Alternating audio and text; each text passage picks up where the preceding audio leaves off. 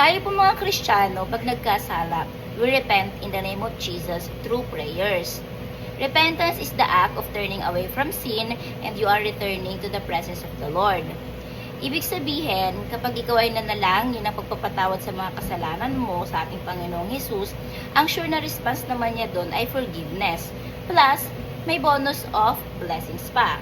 Pero kapag ikaw ay nanalangin ng kapatawaran sa kasalanan mo, tapos patuloy mo pa rin ginagawa yung kasalanan mo, example, pangangalunya, humihingi ka ng katawad, napatawarin ka sa pagkakabit mo sa ibang tao, pero patuloy ka pa rin nakikipag-text o nakikipagkita o nangangalunya sa kanya, ibig sabihin, you are in an act of repetition of sin.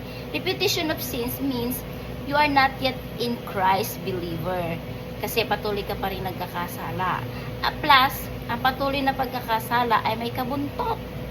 Buntot ng problema at pasakit.